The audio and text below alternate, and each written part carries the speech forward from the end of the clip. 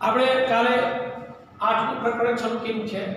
સજીવો કેવી રીતે પ્રજનન કરે છે થોડીક આપણે માહિતી આપી હતી કે દરેક સજીવ પૃથ્વી પર પોતાનું અસ્તિત્વ ટકાવી રાખવા માટે, પોતાની જાતિનું અસ્તિત્વ ટકાવી રાખવા માટે,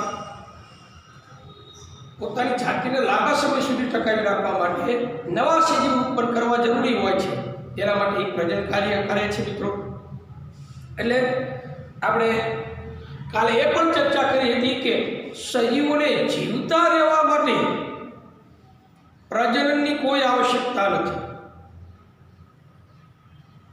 જીવિત રહેવા માટે પોષણ, શ્વસન અને ઉત્સર્જન જેવી ક્રિયાઓ આવશ્યક છે। એટલે દરેક સજીવ જીવિત રહેવા માટેની ક્રિયા નથી પ્રજનન। જીવિત રહેવા માટે તો પોષણ, શ્વસનની ક્રિયા આવશ્યક છે, ઉત્સર્જનની ક્રિયા આવશ્યક છે।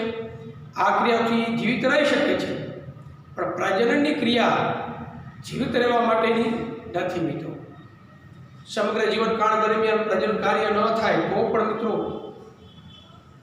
એ જીવિત રહી શકે છે। મિત્રો અહીંયા સજીવ પોતાનું અસ્તિત્વ પોતાની જાતનું અસ્તિત્વ ટકાવી રાખે છે। જે જાતિમાંથી એક સજીવ નર અને માદા કોઈ એક સજીવ જ્યારે લુપ્ત થયો અથવા એનો નાશ થઈ ગયો તો એ સમગ્ર જાતિ પણ લુપ્ત થઈ ગઈ છે। ડાયનાસોરની આપણે ચર્ચા કરી હતી। વર્ષો પહેલાં ડાયનાસોર આ પૃથ્વી પર હયાત હતા।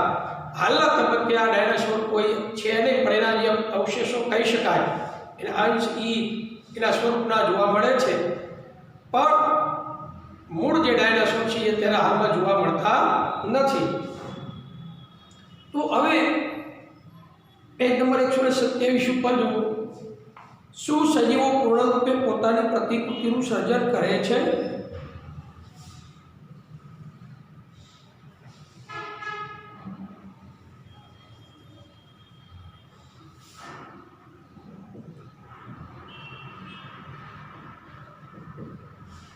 શું સજીવો પૂર્ણરૂપે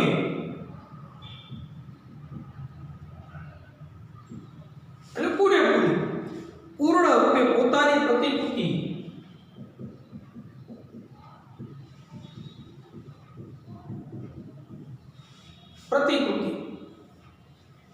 નું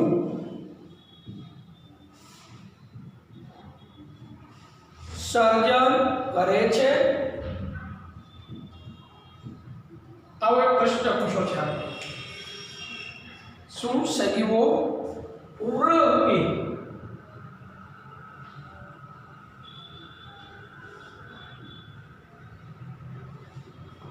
પોતાની પ્રતિકૃતિનું સર્જન કરે છે? તો વિવિધ સજીવ પૃથ્વી પર ઘણા બધા સજીવો છે। આ વિવિધ સજીવોની સંરચના, એનો આકાર, તેનું કદ તેમજ આકૃતિ સમાન હોવાના કારણે જ તે સમાન જોવા મળે છે। શરીરની સંરચના સમાન હોવા માટે તેમની બ્લુપ્રિન્ટ પણ સમાન હોવી જોઈએ। બ્લુપ્રિન્ટ આપણે ઝેરોક્સ નકલ જે મિત્રો કહીએ,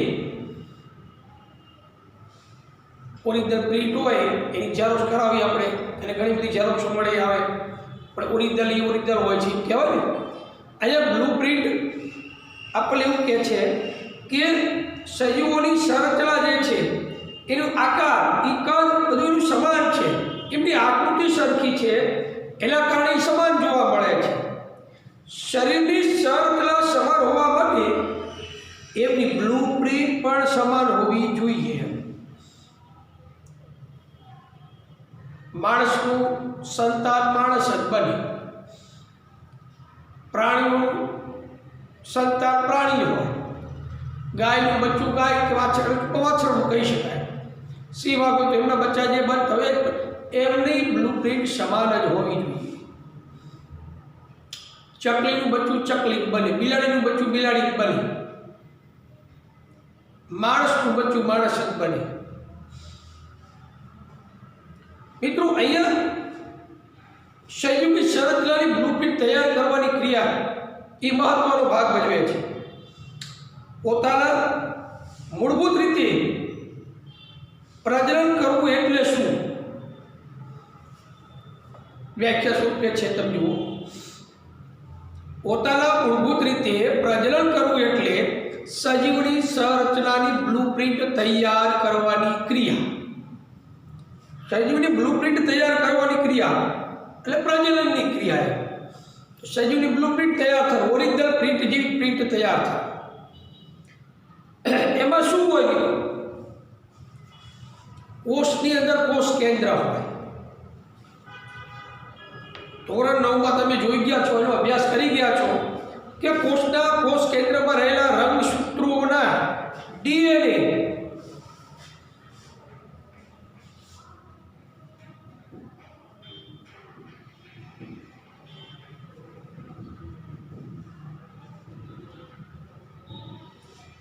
કોષના કેન્દ્રમાં કોષ કેન્દ્ર હોય છે.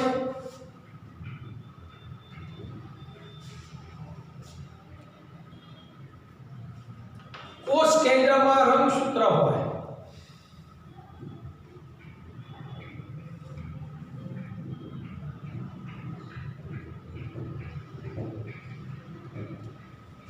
રંગસૂત્રો નો આકાર જોઈએ મિત્રો.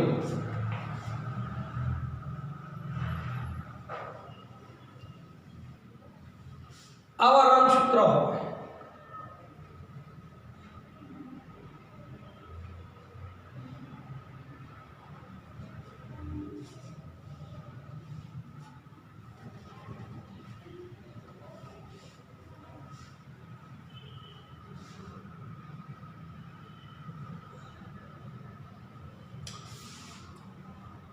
રંગસૂત્ર આપણા શરીરમાં કિલોસેન્ટ્રિક, એક્રોસેન્ટ્રિક, મેટાસેન્ટ્રિક અને મેટાસેન્ટ્રિક જેવા રંગસૂત્ર હોય છે. 4 પ્રકાર જેવા, પણ આપણા કોષમાં નથી. પણ આ રંગસૂત્ર છે કોષના કેન્દ્રમાં હોય. આ એની ભુજાઓ છે, રંગસૂત્રિકાઓ કહેવાય. હવે એ રંગસૂત્ર જે છે એના ડીએનએ ના અણુમાં રંગસૂત્રોના ડીએનએ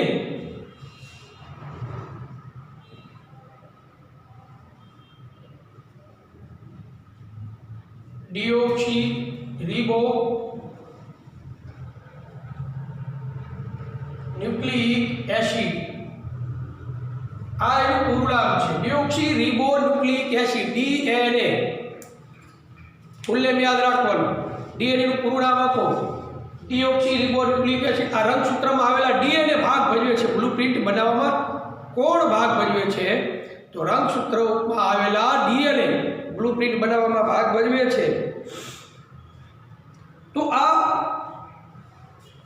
ડીએનએ ના અણુમાં આનુવંશિક લક્ષણોનો સંદેશ હોય છે. આનુવંશિક લક્ષણો. આનુવંશિક લક્ષણો એટલે શું?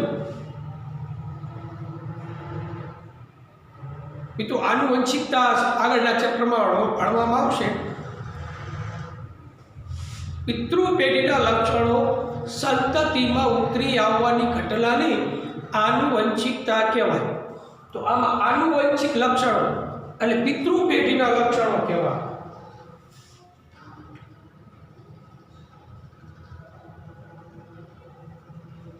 આનુવંશિક લક્ષણો એટલે શું? પિતૃ પેઢીના લક્ષણો. પિતૃ પેઢીના લક્ષણો આનુવંશિક લક્ષણોનો સંદેશ હોય છે. એમાં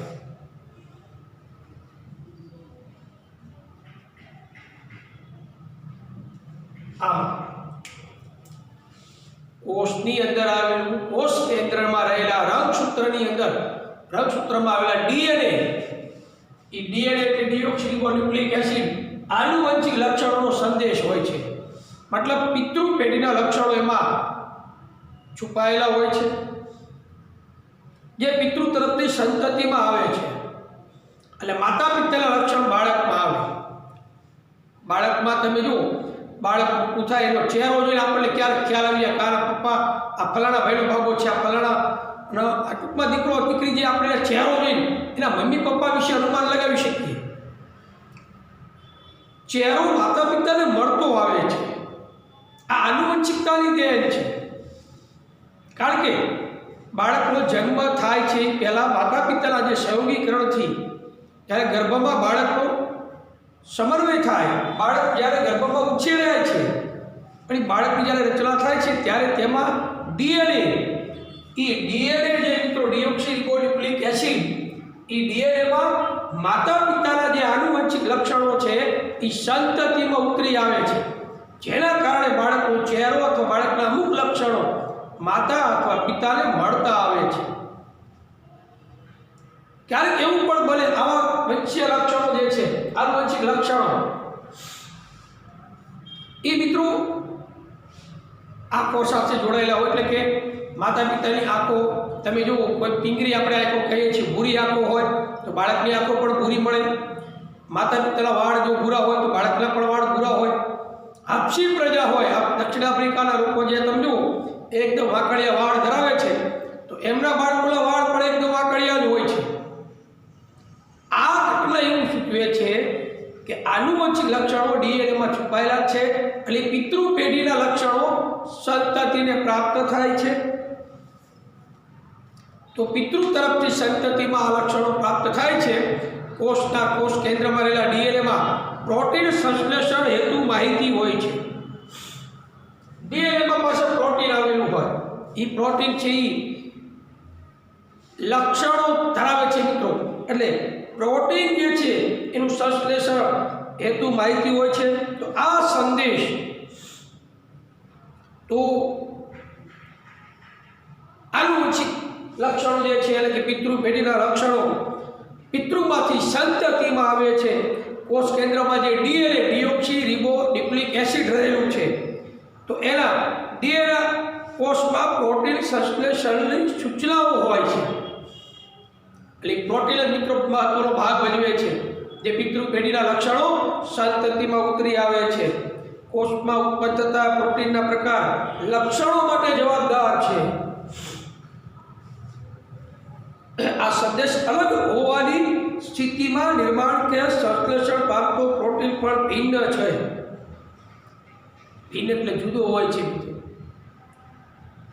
શું કામ કરે છે મિત્રો? આ પ્રોટીન સંશ્લેષણ કોષમાં ઉત્પન્ન થતા, કોષમાં શું ઉત્પન્ન થાય છે?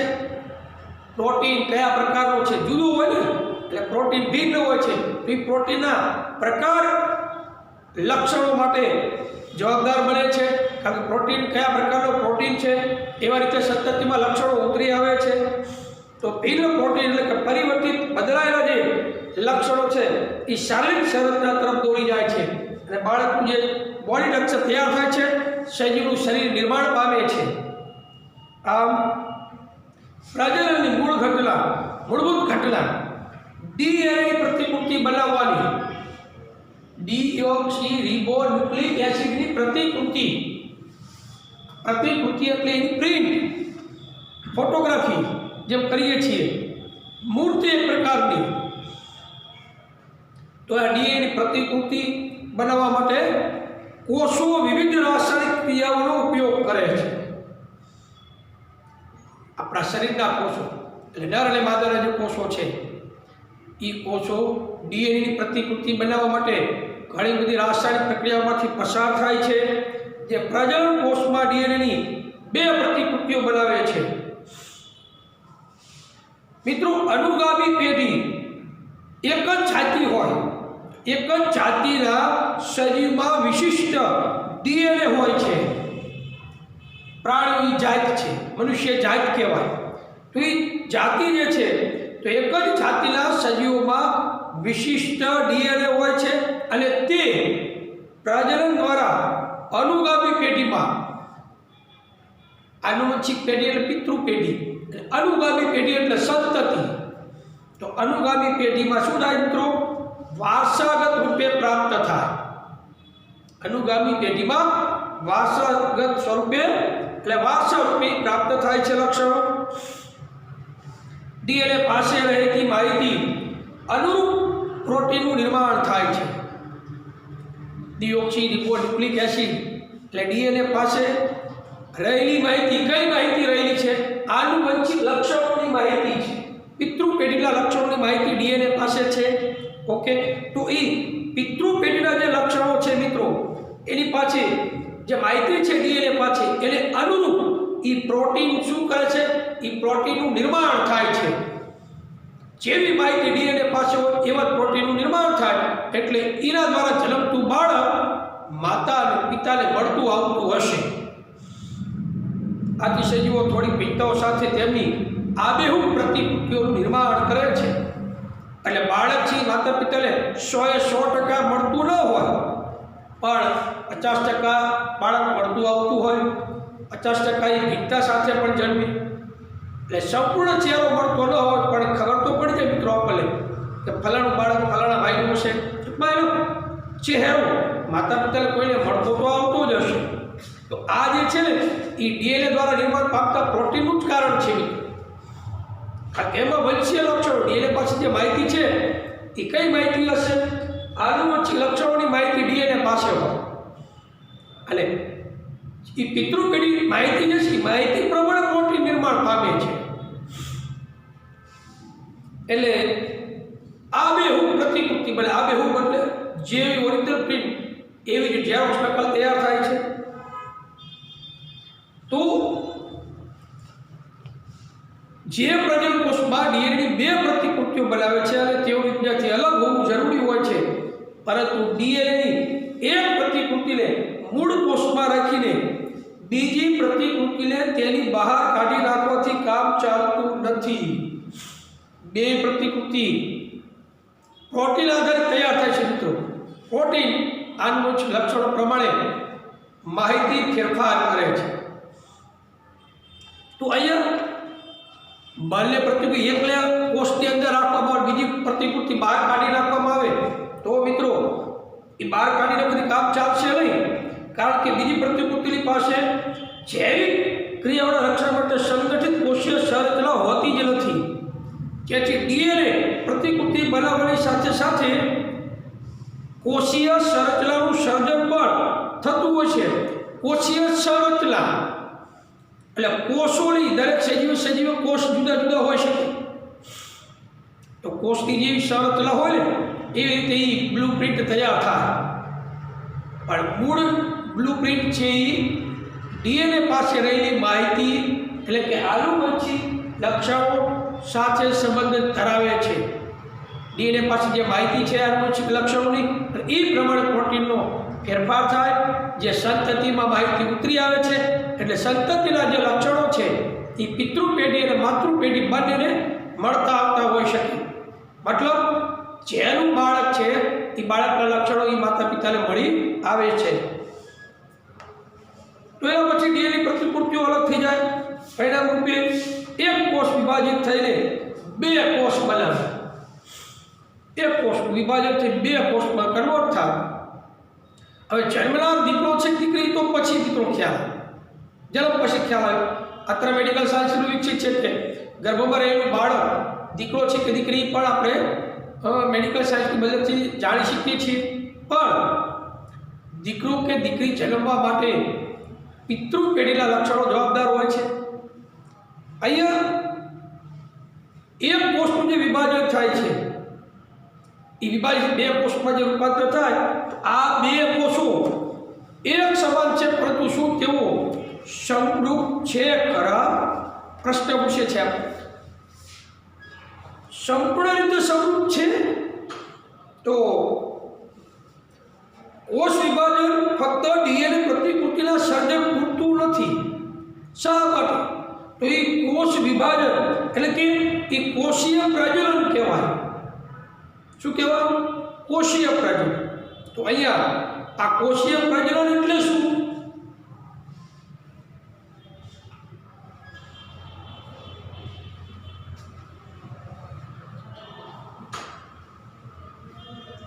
કોષીય પ્રજનન એટલે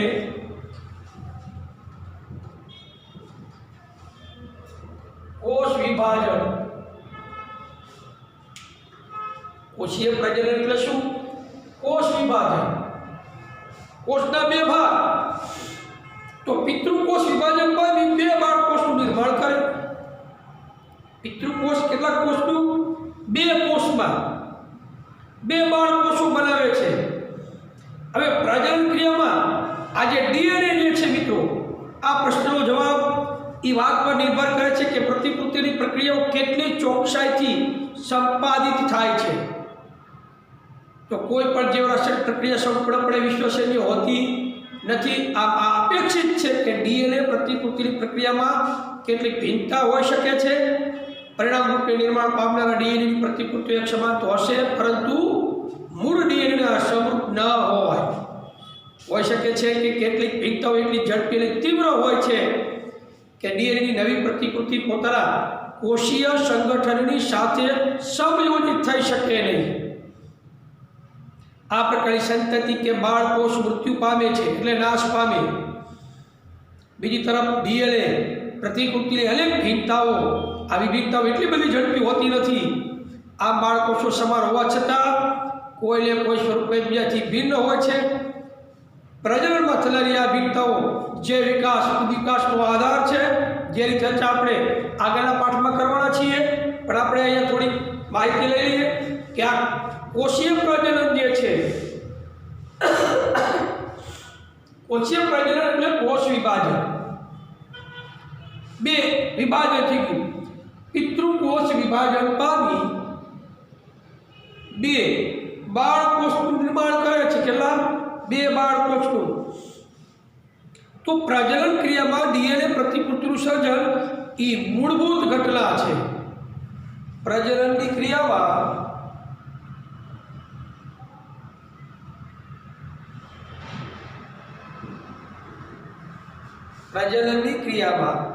ડીએનએ પ્રતિકૃતિ ડીઓક્સીરીબોન્યુક્લિક એસિડ ડીએનએ પ્રતિકૃતિનું સર્જન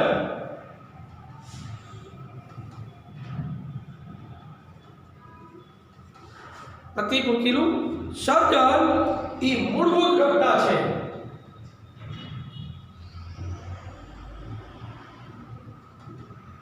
આ મૂળભૂત ઘટના છે। ડીએનએ પ્રતિકૃતિનું સર્જન એ મેઇન મુખ્ય ઘટના છે, મૂળભૂત ઘટના છે। પ્રજનનની ક્રિયામાં શું થાય? કોષનું વિભાજન થાય। તો આ ડીએનએ પ્રતિકૃતિનું સર્જન એ મુખ્ય ઘટના છે, કારણ કે ડીએનએમાં વંશીય એટલે કે આનુવંશિક લક્ષણો છુપાયેલા છે। જે પિતૃ પેઢીના લક્ષણો સંતતિમાં ઉતરી આવવાના છે। તો કોષો એમની ડીએનએ પ્રતિકૃતિના નિર્માણ માટે વિવિધ રાસાયણિક ક્રિયાઓનો ઉપયોગ કરે છે। કોષો શું કરે છે? વિવિધ રાસાયણિક ક્રિયાઓ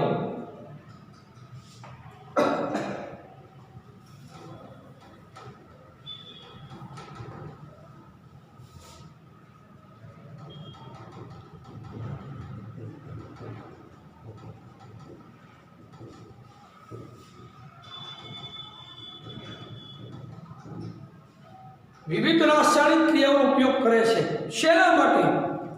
ડીએનએની પ્રતિકૃતિના સર્જન માટે। કોષો વિવિધ રાસાયણિક ક્રિયાઓનો ઉપયોગ કરે છે। શાના માટે? ડીએનએ પ્રતિકૃતિનું સર્જન કરવા માટે। તો આ પ્રક્રિયાના પરિણામે બે સમાન ડીએનએ પ્રતિકૃતિનું નિર્માણ થાય છે। બે સમાન ડીએનએ પ્રતિકૃતિઓનું નિર્માણ થાય છે।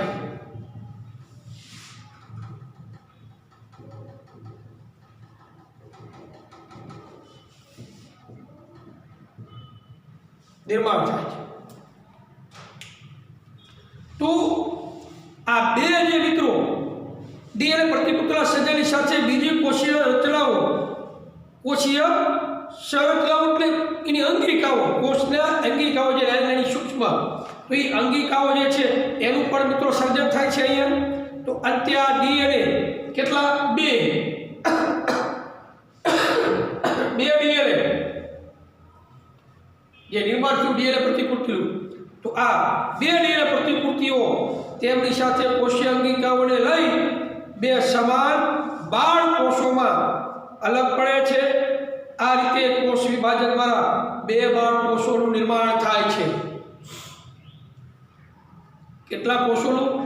બે બાળ કોષો। હવે અંડકોષ હોઈ શકે અથવા શુક્રકોષ હોઈ શકે। બે બાળ કોષોનું નિર્માણ થાય છે। તેથી કોષ વિભાજન ફક્ત ડીએનએ પ્રતિકૃતિ પ્રતિકૃતિના સર્જન પૂરતું નથી. કોષ વિભાજન ફક્ત ડીએનએના કોષ વિભાજન પૂરતું નથી મિત્રો, એનાથી આગળ છે બે બાળકોષો જે નિર્માણ થાય છે એ બે અંડપિંડ હોઈ શકે, એટલે અંડકોષો અથવા શુક્રકોષો હોઈ શકે, એટલે દીકરો અથવા દીકરી જન્મી શકે. તો અહીંયા કોષીય પ્રજનન અને તે દરમિયાન ભિન્નતાનો ઉદ્ભવ મિત્રો કેવી રીતે થાય છે? કોષનું વિભાજન અને ભિન્નતા એટલે જુદાપણું પણ બાળકમાં આવે છે. કેમ બાળક જુદું પડે છે માતા પિતાથી? કેમ 100% મળતું નથી આવતું? તો મિત્રો આજે આપણે જોયું, આપણે અત્યારે એવા કોષ વિભાજન, કોષીય પ્રજનન એટલે કોષનું વિભાજન, બરાબર?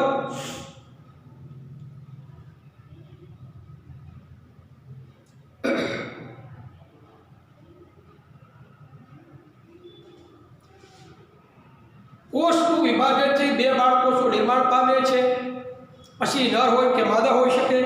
કોષ વિભાજન દ્વારા ઉત્પન્ન થતા બે બાળકોષો એ સમાન છે, બે હરકત છે, એટલે કે બે અંડકોષ હોઈ શકે અથવા બે શુક્રકોષ હોઈ શકે. જો બે શુક્રકોષ હોય તો એ બાળક કેવું હશે? એ દીકરો હશે. બે અંડકોષ હશે તો એ બાળક દીકરી હશે. આમ છતાં તેઓ સંપૂર્ણ સમૃદ્ધ નથી. એનું કારણ ડીએનએ પ્રતિકૃતિના સર્જનમાં ઉદ્ભવી કેટલીક ભિન્નતાઓ પણ હોય છે. પરિણામે ડીએનએ પ્રતિકૃતિઓ સમાન હોવા છતાં મૂળભૂત ડીએનએ સમરૂપ હોતી નથી. એમાં ભિન્નતા પણ જોવા મળે છે, જુદાપણું પણ હોય છે. મૂળ ડીએનએ કરતાં તેની પ્રતિકૃતિમાં ભિન્નતાઓ તીવ્ર અને ઝડપી છે. ભિન્નતા એટલે જુદાપણું એકદમ ઝડપી છે મૂળ ડીએનએ કરતાં.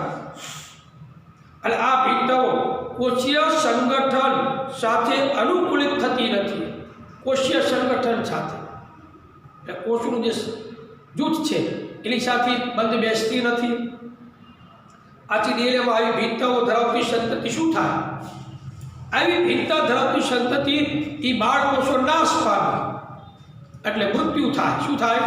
બાળકોષો નાશ પામી સંતતિ મૃત્યુ પામે છે. ડીએનએ પ્રતિકૃતિમાં કેટલીક અન્ય ભિન્નતાઓ લાભકારક પણ હોય છે. જે મૂળ ડીએનએ સાથે બંધ બેસતી નથી એ મિત્રો બાળકોષો મૃત્યુ પામે એટલે નાશ પામે છે. તો અમુક ડીએનએ પ્રતિકૃતિમાં ભિન્નતાઓ જે છે મિત્રો લાભકારક એટલે ફાયદાકારક પણ હોય છે, જે કોષને જીવંત રહેવામાં મદદરૂપ બને છે. અમુક ભિન્નતા એવી છે કોષને જીવંત રાખવા માટે મદદ કરે છે, એટલે લાભકારક હોય છે. આથી જીવિત કોષો સમાન હોવા છતાં તેમના દેખાવ કે સંરચનામાં નાની નાની ભિન્નતાઓ જોવા મળે છે. થોડીક ડિફરન્સ હોય મિત્રો. આ રીતે કોષીય પ્રજનન દરમિયાન ભિન્નતાઓ ઉદ્ભવ પામી એકત્ર થતી જોવા મળતી હોય છે. એટલે આવી રીતે સજીવો પૂર્ણ રૂપે પોતાની પ્રતિકૃતિનું સર્જન કરે છે. મિત્રો મુખ્ય બાબત એ છે કે ડીએનએ ક્યાં આવેલા છે? રંગસૂત્રમાં આવેલા ડીએનએ પ્રોટીનનું સંશ્લેષણ કરે છે. એ કેવી રીતે પ્રોટીન સંશ્લેષણ પામે છે? ડીએનએમાં રહેલી માહિતી લક્ષણોને આધારે પ્રોટીન સંશ્લેષણ પામે છે, જેથી પિતૃ પેઢીના લક્ષણો સંતતિમાં ઉતરી આવે છે. બરોબર? પછી ભિન્નતાનું મહત્વ આપ્યું છે આપણે.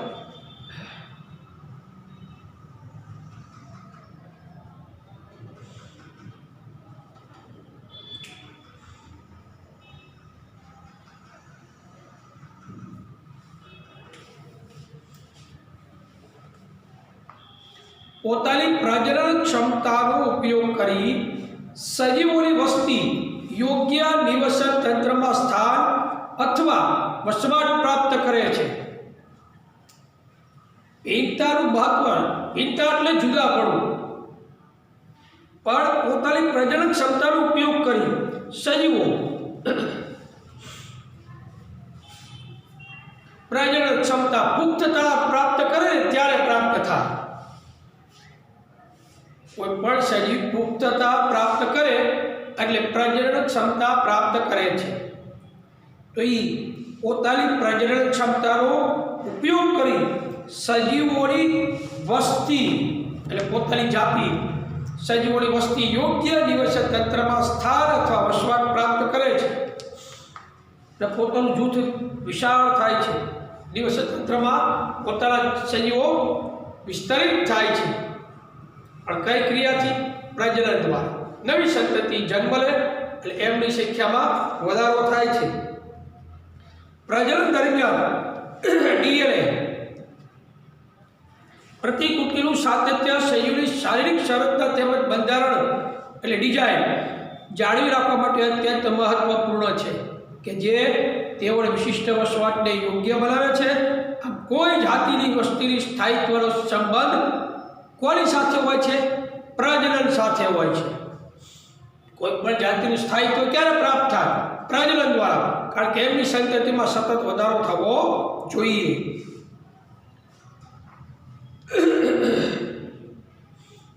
જાતિને ટકાવી રાખવા માટે એમના સજીવ એટલે કે એમના બચ્ચા અથવા એમના બાળ સંતતિનું નિર્માણ થવું જરૂરી છે. તો એ જો એમની બાળ સંતતિ નિર્માણ પામે, જન્મે, તો જ મિત્રો એમની સંતતિ વધે અને તો જ એ સ્થાયિત્વ ધારણ કરી શકે. એટલે કે એક જ દિવસ તંત્રમાં એમના સજીવો, એમની જાતિના સજીવો સ્થિરતા પ્રાપ્ત કરી પોતાની સંતતિને આગળ ધપાવી શકે છે. એટલે કોઈ પણ જાતિની વસ્તુની સ્થાયિત્વનો સંબંધ એ પ્રજનન સાથે જોડાયેલો છે. પ્રજનન જો ન થાય મિત્રો, નવી સંતતિ ન જન્મે, તો એ જાતિ લુપ્ત થઈ જશે. મિત્રો ક્યારેક વસવાટમાં પરિવર્તન આવે. વસવાટમાં અનેક પરિવર્તન આવી શકે છે જે સજીવોના નિયંત્રણમાં હોતું નથી. અમુક પરિવર્તન એવા આવે છે વસવાટની અંદર આપણા અંકુશ હેઠળ ન હોય. આપણે મિત્રો અત્યારે ઘણું બધું ફરવા જવું છે, પણ કોરોના વાયરસ અત્યારે ચાલી રહ્યો છે, ક્યાં જઈએ? ના છૂટકે ઘરમાં રહેવું પડે, કારણ કે આ કુદરતી ફેરફાર એવો થાય જે આપણને મજબૂર કરે એટલે એક સ્થાને રહેવા માટે, ક્યારેક એ સ્થાન છોડવા માટે પણ મજબૂર કરે, એવું પણ થાય. કુદરતમાં ફેરફાર થાય મિત્રો, વસવાટમાં અનેક પરિવર્તન આવી શકે છે જે સજીવોના નિયંત્રણમાં હોતું નથી. પૃથ્વીનું તાપમાન ઓછું કે વધારે થઈ શકે. શિયાળો મિત્રો ઠંડીનું પ્રેરક છે, ઠંડી જેમ જેમ વધે એ રીતે વસવાટમાં ફેરફાર કરવો પડે. ઉનાળો એટલે એ રીતે ફેરફાર થાય, ઋતુ બદલાય, મોસમ બદલાય, એ રીતે આપણે રહેણી કહેણીમાં બદલાવ લાવીએ છીએ. પૃથ્વીનું તાપમાન વધઘટ થાય તો પણ આપણે રહેણી કહેણીમાં બદલાવ લાવવો જોઈએ. પાણીના સ્તરમાં પરિવર્તન આવે, અથવા કોઈ ઉલ્કાની અથડામણ થાય, કોઈ ઉલ્કા પડે અહીંયા પૃથ્વી ઉપર, કોઈ ઉલ્કાની અથડામણ થાય, કોઈના અવશેષ વાયુ પડે, તો આપણે મૂળ જગ્યાએથી બીજી જગ્યાએ વસવાટ કરવા માટે ક્યારેક મજબૂર બનવું પડે. તો એના કેટલાક ઉદાહરણ છે આ બધા કે પૃથ્વીના તાપમાનમાં ફેરફાર થાય, પાણીના સ્તરમાં કોઈ ફેરફાર થાય, ઉલ્કાની અથડામણ થાય, કે અન્ય કોઈ નિવસન તંત્રમાં અસંતુલન થાય. આ વગેરે એવા ઉદાહરણો છે જે આપણા વસવાટને અસર કરે છે અને આપણે જ્યાં રહીએ છીએ એ સ્થાન આપણે છોડવું પડે એવી ક્યારેક જરૂરિયાત ઊભી થાય. એટલે વસવાટમાં અનેક પરિવર્તન આવી શકે. જો કોઈ એક વસ્તી કોઈ વસવાટને અનુકૂળ છે અને આ વસવાટમાં કેટલાક અતિ ઝડપી પરિવર્તન આવે તો આવી અવસ્થામાં વસ્તીનો સંપૂર્ણ વિનાશ થવાની પણ સંભાવના છે. અતિ ઝડપી પરિવર્તન આવે, કોઈ વસ્તી વસવાટ અનુકૂળ છે, કોઈ એક સ્થાને કોઈ વસ્તી રહે છે, ધારી લો,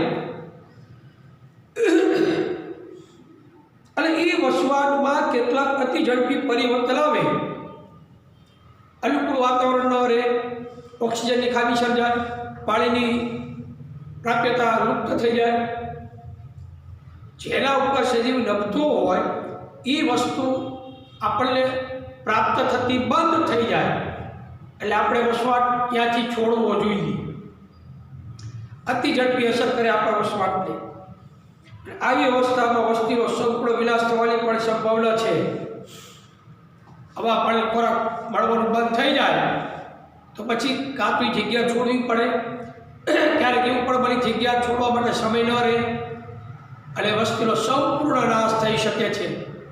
તો વસવાટમાં આવતા આવા પરિવર્તનો આપણને પણ નુકસાનકારક છે. તો આવી અવસ્થામાં વસ્તીનો સંપૂર્ણ વિનાશ થવાની પણ સંભાવના છે. તેમ છતાં જો આ વસ્તીના થોડા સજીવોમાં કેટલીક ભિન્નતા આવેલી હશે, તેઓ જીવતા રહેવાની કેટલીક સંભાવના ધરાવે છે. ધારી લો કે કોઈ સજીવ, જળચર સજીવો 5.5 pH તો 7 pH વાળું પાણી છે, તટસ્થ દ્રાવણ. આપણે pH 7 હોય, 7 pH વાળું તટસ્થ પાણી છે. આ એ પાણીમાં જળચર સજીવો રહે છે. હવે એસિડ વરસાદ થાય અને 7 pH કરતાં પાણીની pH ઘટે અને સમગ્ર જળચર સજીવો નાશ પામે. પણ અમુક સજીવો જે ઓછી pH પાણીનો ટક્કર લઈ શકે, સજીવ તરીકે જીવિત રહી શકે, તો એ આગળ નવી સંતતિ મળે સક્ષમ છે, એટલે કે જીવિત રહી શકે. તો જે લોકો વસવાટમાં આવતું પરિવર્તન સામે લડી નથી શકતા, એનો સંપૂર્ણ શું થાય છે? નાશ થાય છે. પણ જે સજીવો કેટલીક ભિન્નતા સાથે સજીવમાં જો કોઈ સંભાવના એવી છે મિત્રો કે આ વસ્તીના થોડા સજીવમાં કેટલીક ભિન્નતા આવેલી હશે, તેઓ જીવિતતા એટલે કે જીવતા રહેવાની કેટલીક સંભાવના ધરાવે છે. વિવિધતા હશે તો એ જીવતા રહેશે. આપ જો શીતોષ્ણ પાણીમાં મળી આવનારા જીવાણુઓની વસ્તી હોય અને વૈશ્વિક ઉષ્મીકરણના કારણે પાણીનું તાપમાન વધી જાય તો મોટા ભાગના જીવાણુઓ મરી જાય. શું કહે છે? શીતોષ્ણ પાણી એટલે ઠંડા પાણીમાં, એકદમ ઠંડુ બરફનું પાણી હોય એવું.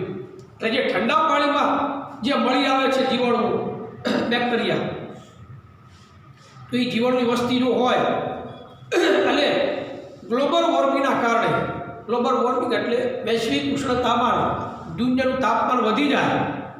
હવે જે સજીવો ઠંડા પાણીમાં જીવતા રહી શકે છે, પણ ગ્લોબલ વોર્મિંગ વધી જાય મિત્રો, તાપમાન વધતું જાય પૃથ્વીનું, તો વૈશ્વિક ઉષ્મીકરણના કારણે જે ઠંડુ પાણી હતું એ ગરમ થઈ જાય.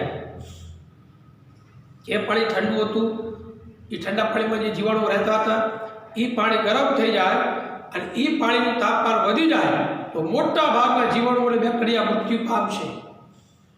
પરંતુ જે તાપમાન પ્રતિરોધક બેક્ટેરિયા જીવાણુઓ હશે ને એ લોકો જીવી જશે. જે તાપમાનનો પ્રતિકાર કરી શકે એ બેક્ટેરિયા જીવી જશે. બાકીના બધા જ બેક્ટેરિયા જીવાણુઓ શું થશે? મૃત્યુ પામશે. એટલે તાપમાન પ્રતિરોધી ક્ષમતા ધરાવનારા કેટલાક પરાવર્તક જીવાણુઓ જીવિત રહી શકે અને વૃદ્ધિ કરી શકશે. જે તાપમાનનો પ્રતિકાર કરી શકશે એ જીવતા રહી શકશે. આ ભિન્નતાઓ જાતિની જીવિતતા માટે ઉપયોગી છે. એટલે ભિન્નતાઓ પણ ઉપયોગી છે. નીચે 2 પ્રશ્ન આપ્યા છે. ડીએનએ પ્રતિકૃતિનું પ્રજનનમાં શું મહત્વ છે? આ પ્રશ્ન તમારા માટે ખૂબ જ આઈએમપી છે. હું તમને એના મહત્વ 2 મુદ્દા છે મિત્રો. ડીએનએ પ્રતિકૃતિનું પ્રજનનમાં શું મહત્વ છે?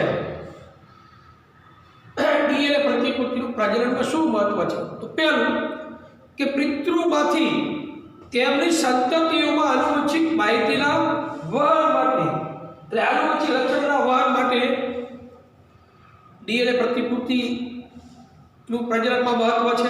બીજું, ડીએનએમાં ફેરફારને કારણે ભિન્નતાઓ સર્જાતી હોય છે. ડીએનએમાં ફેરફાર થાય એટલે ભિન્નતા સર્જાય, તો પ્રજનનમાં સર્જાતી આ ભિન્નતાઓ જાતિના ઉદ્વિકાસનો આધાર બને છે.